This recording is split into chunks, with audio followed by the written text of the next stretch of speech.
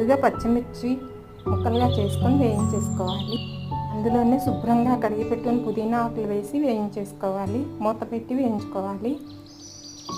పచ్చిమిర్చి పుదీనా ఆకులు బాగా వేగింది.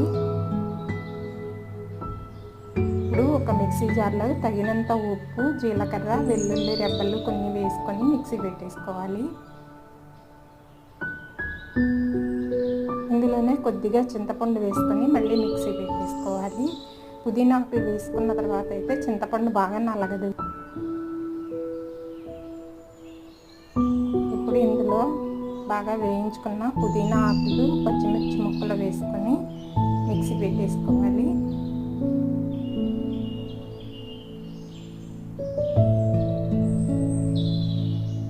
రెడీ అయ్యింది. ఈ చట్నీకి పోపు పెట్టేసుకుంటే చాలా బాగుంటుంది. Please like, share and subscribe.